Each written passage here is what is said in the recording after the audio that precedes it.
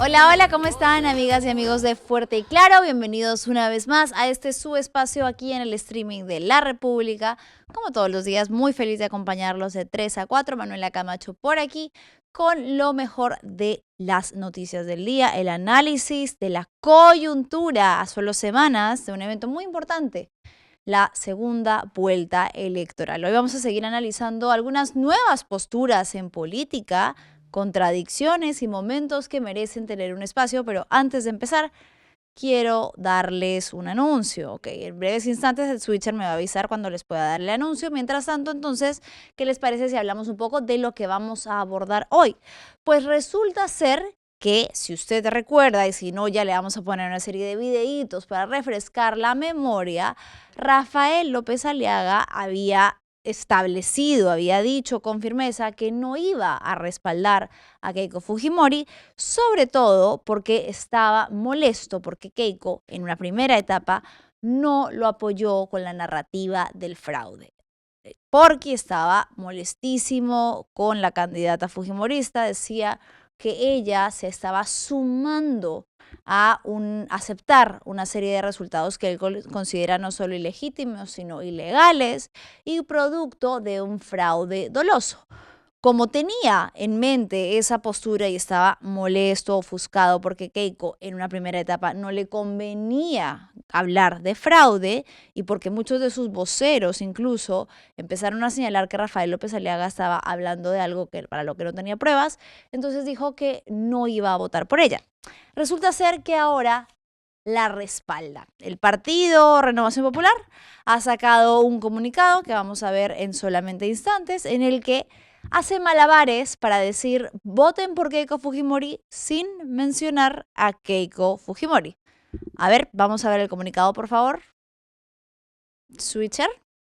Para poder analizar qué es lo que está. Ahí está. Por el bien del Perú, Renovación Popular se mantiene firme en la lucha pacífica y de respeto a nuestra democracia, defendiendo el derecho al sufragio y a la voluntad popular de todos los peruanos, que continuará sin tregua hasta alcanzar la verdad y la justicia para que los hechos fraudulentos de este proceso no se repitan jamás y no queden impunes. Reafirmando nuestros valores democráticos y priorizando la defensa del Perú. Y acá viene lo más interesante. Invocamos a todos los peruanos a votar pensando primero en nuestra patria. No al voto en blanco, no al voto viciado, no al voto por el comunismo e izquierda radical. ¿Quién considera el señor Rafael López Aliaga que es el comunismo y la izquierda radical? Evidentemente el señor Roberto Sánchez. Por eso lo que está diciendo, en otras palabras, sin querer caer en una contradicción directa, es voten por Keiko Fujimori. También hay un video, un byte que tenemos de la declaración que dio en el mismo sentido de este comunicado, donde habla sobre a qué partido va a endosar en esta segunda vuelta. Vamos a escucharlo.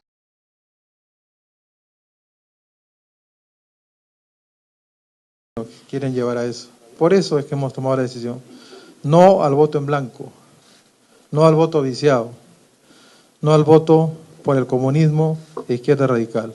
¡Viva el Perú! Muchas gracias. Muchísimas gracias a todos los medios de comunicación por su asistencia el día de hoy. De esta manera culminamos la conferencia de prensa. Muy buenas tardes. Con Norma Yarrow y con Moñante a su costado, dice casi que exactamente lo mismo que señala este comunicado. No menciona a Keiko Fujimori, a diferencia de otros partidos que sí toman una posición directa con respecto a la segunda vuelta, endose o voto crítico. Aquí él no lo dice, pero dice no blanco, no viciado, no izquierda. Por ende, 1 más 1 es 2, voten por Keiko Fujimori. Vamos a recordar los momentos en los que tuvo una postura muy crítica con ella, pero antes de eso, ahora sí voy a darles un anuncio. El Popular continúa con el coleccionable Cocina Fácil con Pollo, con más recetas deliciosas, juegos y sorpresas para disfrutar en familia. Conozcamos más en el siguiente video. Con arroz, en guiso o a la brasa, variedad y tu rico sabor de casa. Se luce y resuelve sin esfuerzo. Es el pollo que te salva el almuerzo. Nuevo coleccionable Cocina Fácil con Pollo. Deliciosas recetas para el día a día con el ingrediente que nunca falla. Además, diviértete completando los retos, sopa de letras, de números, laberintos y sudokus. Colecciona tus láminas desde este lunes 18 de mayo con tu diario El Popular. Bien, y ahora sí, entonces, ¿qué les parece si recordamos cómo hace muy poco tiempo, y estamos 26 de mayo, el 7 de mayo, en uno de los mítines que tuvo ante el Jurado Nacional de Elecciones, cuando estaba impulsando la narrativa de fraude y pidiéndole a este organismo electoral que desconociera los resultados, tuvo palabras para dirigirse específicamente a Keiko Fujimori? Dijo que ella perdería hasta con el panetón y que no se estaba dando cuenta que esta iba a ser la cuarta vez que perdería y le estaba haciendo un daño enorme al Perú. Vamos a escuchar lo que dijo. Usted sabe bien que va a perder las elecciones y usted sigue. Usted pierde con el panetón, señora. Es la cuarta vez que va a perder. Bueno, ahí está, lo dijo. Usted pierde hasta con el panetón, esta es la cuarta vez que va a perder, señora. Pero en ese momento su tono era otro, porque él estaba, como ya lo dije al inicio, muy molesto con la bancada de Fuerza Popular y con su lideresa, Keiko Fujimori, que no querían sumarse a decir que había habido un fraude, ¿no? Decían que había irregularidades que tenían que ser investigadas, pero que ya empezaban a tildar al Porky como de un poco de loquito, ¿no? Como decían, como ya esto se está saliendo de control, exigimos que se respeten los resultados electorales, que nos sorprendió mucho a las personas. Bueno, no sé si nos sorprendió, pero sí llamó la atención esta actitud o esta jugada de una carta democrática de los resultados electorales. Por supuesto que convenía también porque Keiko Fujimori ya estaba con más de un pie en la segunda vuelta.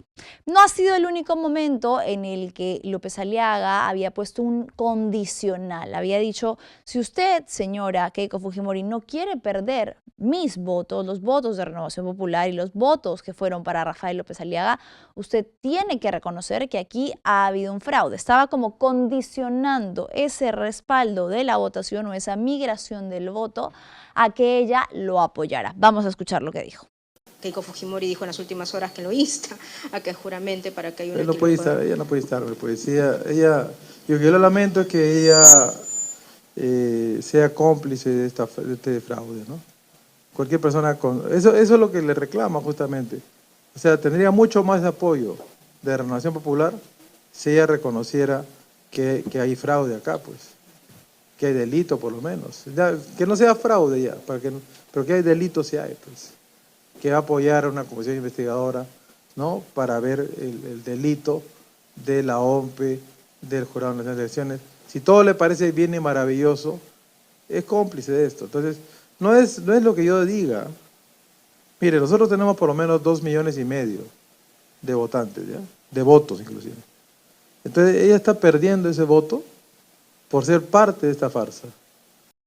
¿Qué cambió entonces de hace solo 3 semanas al día de hoy, que Renovación ha decidido que sí va a respaldar a Keiko Fujimori? Bueno, es evidente, creo yo, que era un poco esperable, ¿no?, que el voto de López Aliaga y el voto de la derecha iba a ir a una tendencia de votación de un partido de derechas, ¿no? Pero sí, nuevamente, es el tema de la palabra del señor Porky, que afirma con total convicción cosas en las que luego, o de las que luego, se desentiende, como asegurar que no iba a votar por ella a menos de que respalde su narrativa de fraude. ¿No lo hizo o cambió algo? ¿O sí lo hizo en la interna? ¿O ha habido algún tipo de acuerdo?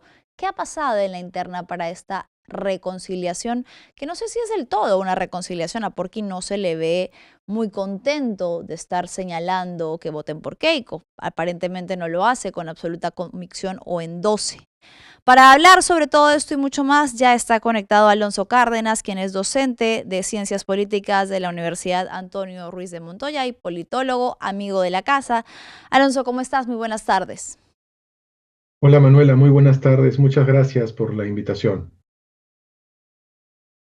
A ver, dame un segundito que me arreglen aquí el audio para poderte escuchar. Te agradezco enormemente haberte conectado con nosotros esta tarde. A ver si ahora sí está un poco mejor el audio.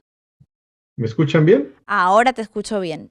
Bien, Alonso, veíamos algunos videos en los que Rafael López Aliaga pues cae en alguna contradicción directa con sus dichos de hace tan solo 2 semanas, en las que decía, afirmaba, ¿no?, que no iba a votar por Keiko Fujimori, no iba a respaldar a la candidatura de Keiko Fujimori, a menos de que ella hablara de un fraude o por lo menos reconociera que se habían cometido delitos.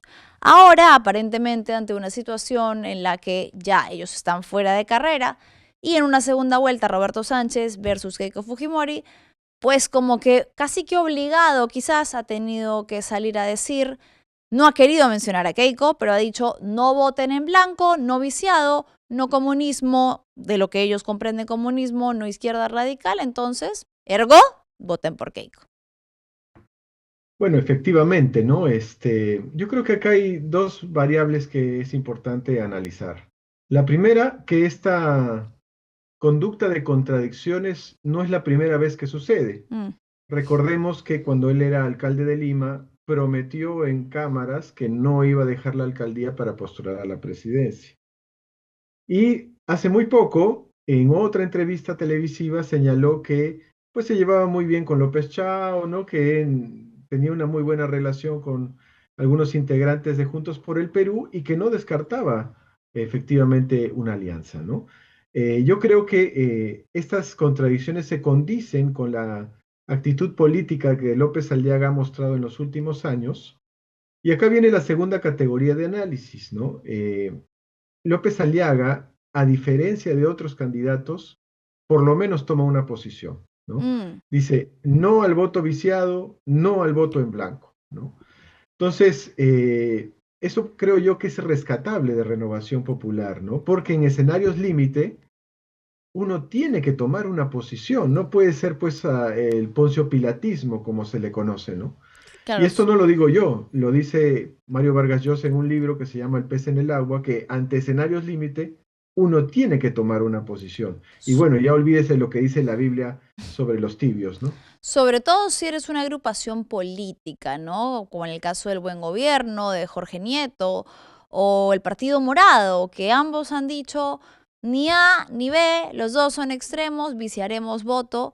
Es un poco irresponsable, cobarde, no querer asumir una postura siendo una agrupación política que moviliza votantes y que tiene que establecerla, por más de que sea una elección sumamente complicada, ¿no? ¿No crees eso? Bueno, y además también hay otros actores que, digamos, se están alejando del ponciopilatismo, ¿no? Por ejemplo, Ricardo Belmont, que no es santo de mi devoción, Sí. ha mostrado una posición clara, ¿no? Ha dicho, nosotros vamos a respaldar al señor Roberto Sánchez, ¿no?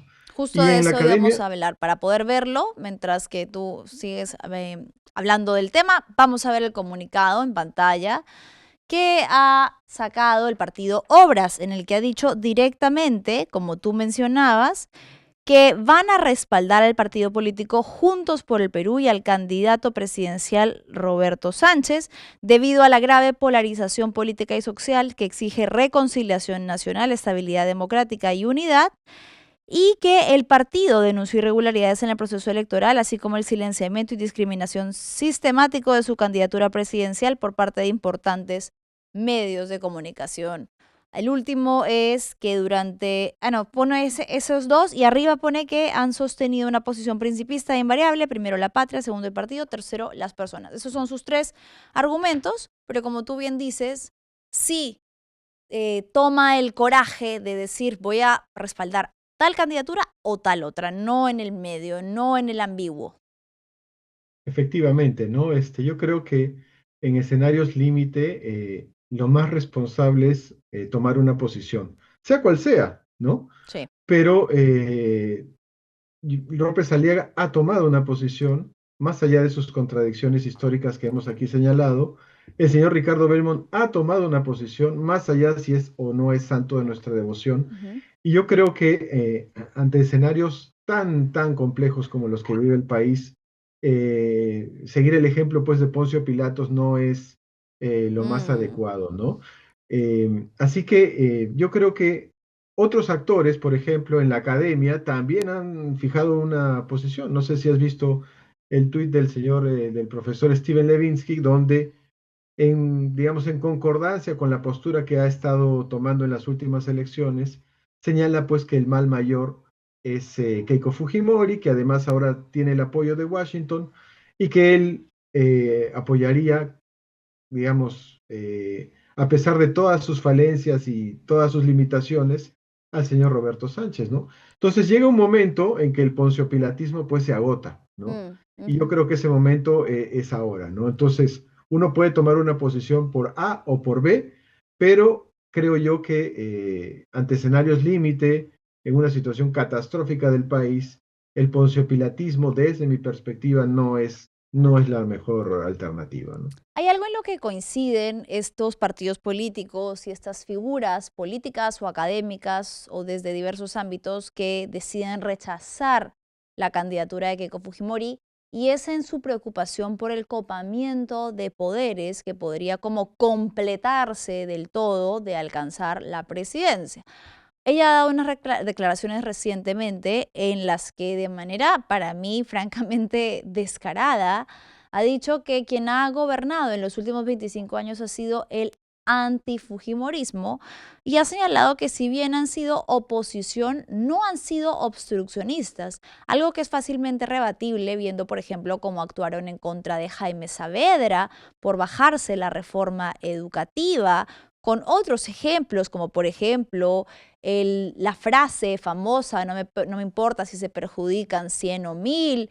Recientemente, la confesión de parte básicamente de Miki Torres diciendo que complotaron por bajarse a un presidente elegido democráticamente, nos guste o no quién era este. Vamos a escuchar lo que ha dicho Keiko Fujimori y regreso con tu análisis. En los últimos 25 años ha gobernado el antifujimorismo. ¿Okay? Yo hago la excepción con el segundo gobierno del presidente García, que tuvo un mejor gobierno que el primero. Sí. Pero yo no he sido presidenta todavía. ¿Okay? Quiero dejar eso bien en claro. Es verdad que en el año 2016 se tuvo una mayoría importante, pero al gobierno del señor Kuczynski, las leyes como el voto de confianza, la ley de presupuesto, que es la ley más importante, pero lo más importante, facultades. Con facultades un gobierno puede aprobar todas las reformas que quiera sin consultar al Congreso. ¿Okay? Se le dio facultades por 90 días, entonces tuvieron las herramientas para hacerlo. ¿Okay? Es verdad que fuimos confrontacionales, pero no fuimos obstruccionistas. No ha sido obstruccionista, dice la señora Keiko Alonso. Bueno, la verdad es un poco complejo tratar de analizar unas declaraciones que están tan alejadas de la realidad y con una abundancia de pruebas tan tremenda, ¿no? Inclusive las propias palabras de la señora Keiko Fujimori después de la elección del 2016, recordarás, donde ella claramente señala: yo voy a gobernar desde el Congreso, ¿no? Cito textualmente sus palabras. Y eso ha sido lo que ha acontecido del 2016 para acá. La señora Keiko Fujimori ha gobernado desde el Congreso a Pedro Pablo Kuczynski con la complicidad de PPK, hay que decirlo, pues lo tenía como un títere, ¿no? Como una muñeca de trapo, hacía prácticamente lo que quería. En la elección del señor Pedro Castillo, si bien no es cierto que no tenía mayoría en el Congreso, pero sí tenía sus satélites, ¿no? Digamos, Avanza País, el mismo Renovación, Podemos, el acuñismo y, para sorpresa de muchos, Perú Libre, ¿no? Que se convirtió pues en el fujicerronismo, y eso le ha pasado factura, también hay que señalar al señor Cerrón, de convertirse en un mayordomo de Keiko Fujimori, ¿no? Entonces, en el primer gobierno de PPK tuvo una mayoría aplastante, y en el segundo, el corazón de la oposición que se construyó en el Congreso era el fujimorismo rodeado de satélites, ¿no? Como los que te acabo de mencionar, y esos son los que han aprobado las leyes pro crimen, han designado a los funcionarios, a los magistrados del Tribunal Constitucional, han puesto prácticamente a la mala a la nueva Junta Nacional de Justicia, controlan al señor defensor del pueblo, han vuelto a aquellas personas señaladas como en el Ministerio Público, que eran los los hermanitos del señor Inostroza. Entonces, en el ajedrez político, hemos como que vuelto a los 90, ¿no? Hay delfines y, digamos, alfiles del fujimorismo en prácticamente todas las instituciones del Estado, ¿no? Lo último que les faltaría para el jaque mate democrático sería la presidencia de la República. Y eso es lo que hacen mención diferentes analistas, diferentes académicos, donde pues ya prácticamente todo el poder quedaría en una misma bancada, ¿no? Eso sin desmerecer todas las críticas válidas que se le hacen a Juntos por el Perú, ¿no?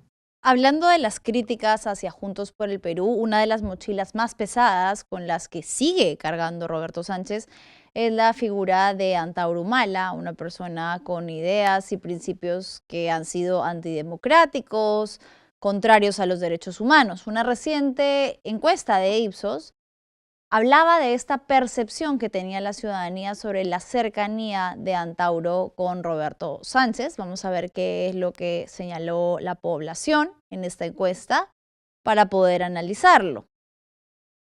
A ver, chicas, si me ponen la encuesta en la pantalla, por favor.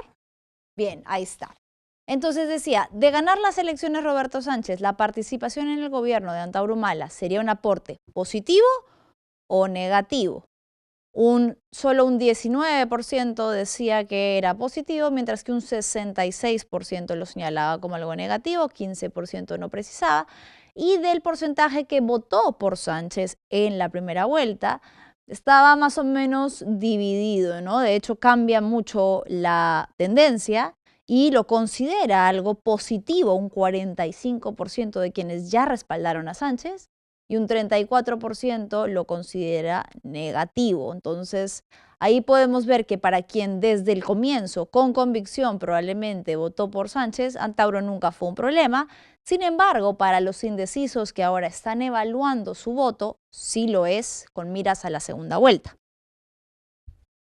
Bueno, efectivamente, ¿no?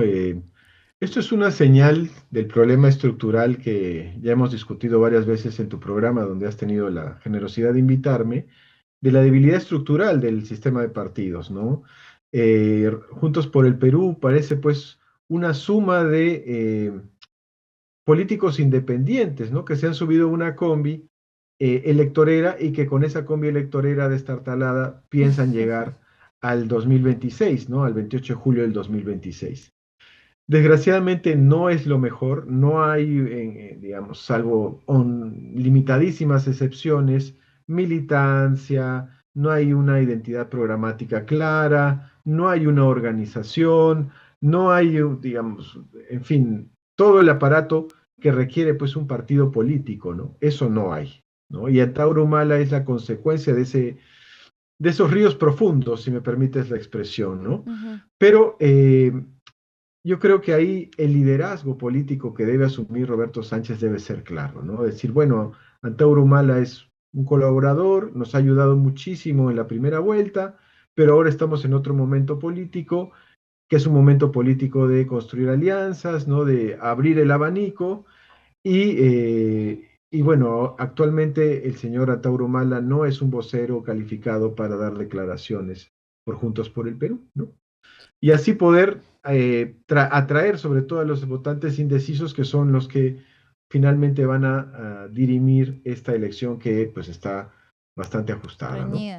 Sí, lo que considero que va a ser complejo de eso es que Antauro es un poco un tiro al aire, ¿no? Un día sale a decir una cosa, luego otra, y hablamos de las contradicciones de Rafael López Aliaga, y también las hay al interior de Juntos por el Perú, mientras que Roberto Sánchez se ha desvivido desde que ya está un poco más claro su pase a segunda vuelta en decir lo que tú bien señalas, que no pertenece al equipo, que no es un vocero clasificado, que no va a tener nada que ver. Antauro sigue diciendo que sí ha estado muy cerca de Roberto Sánchez. De hecho, quiero que veamos este video en el que aseguró que incluso le habían ofrecido ministerios, pero que era él el que no estaba interesado en ocuparlos. A ver, vamos a escuchar lo que dijo. Nosotros no hemos propuesto ni un cargo, no hemos pedido ni un cargo. De ellos, el mismo Roberto, en cierre de campaña en la Plaza 2 de Mayo, públicamente nos ofreció la titularidad de defensa, creo que del interior. Yo lo he agradecido públicamente y lo he anotado. pero no lo exigimos. Entonces, Sánchez, que dice que no, que Antauro fue un invitado, que él tiene sus ideas del etnocacerismo y del nacionalismo para su partido en las que no coinciden, y Antauro, que a esta altura de la campaña viene a decir, sí, él me ofreció un ministerio, me ofreció 2, creo, defensa, creo, no me acuerdo, pero yo le dije que no. ¿Cómo lo deja? Bueno, sí, efectivamente ese es el gran tema, ¿no?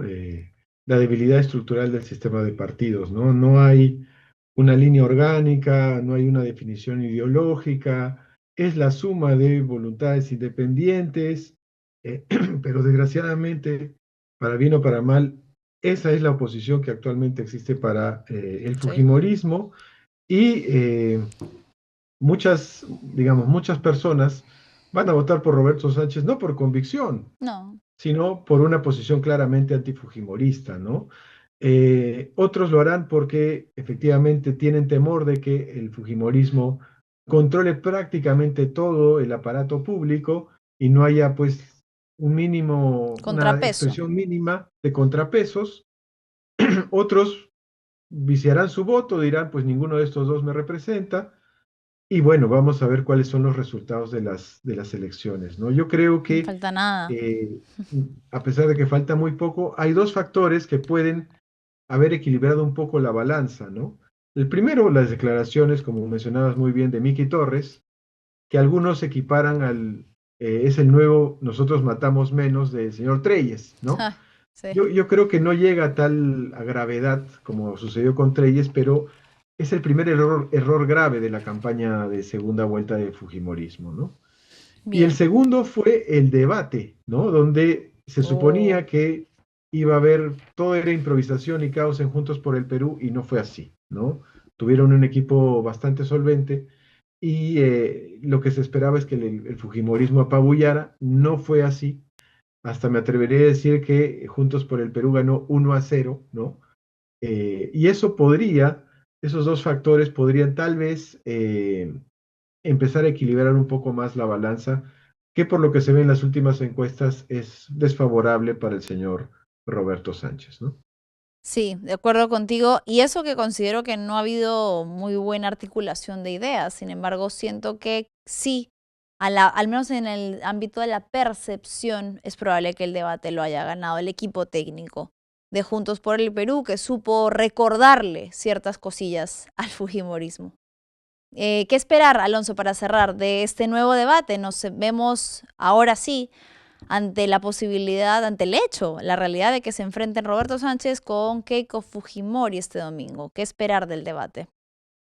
Bueno, a mí lo primero que me sorprendió del debate técnico fue la audiencia, ¿no? Muchísima gente que en otras elecciones pues toma estos debates técnicos con total irrelevancia, ahora sí se conectó. Y eso puede ser una señal del gran interés que puede haber en el debate ya de los candidatos, ¿no? En el debate principal, ¿no? Como tenemos ese antecedente, pero existe la posibilidad de que el debate presidencial defina mucho, sobre todo aquellos que están indecisos, ¿no? Porque números más, números menos, el 80% de los electores prácticamente se ha decidido, ¿no? Entonces, ese 20% que está en indeciso, tomando en consideración que las últimas elecciones en el Perú han sido muy ajustadas, pueden ser la diferencia, ¿no? Y me imagino que los asesores de la señora Fujimori y los asesores del señor Roberto Sánchez están apuntando justamente a atraer a esos indecisos a sus respectivas tiendas políticas, ¿no? Bien, bien, correcto, de acuerdo en que así será. Alonso, vamos a ver entonces qué podemos esperar de este último debate ya en la previa a las elecciones, que son en 2 semanas, donde nos la jugamos, un partido muy importante. Muchísimas gracias por tu tiempo y por siempre estar conectado aquí en Fuerte y Claro. Muchísimas gracias por la invitación. A ti, ha sido Alonso Cárdenas, docente de Ciencia Política de la Universidad Antonio Ruiz de Montoya, a quien agradecemos el tiempo.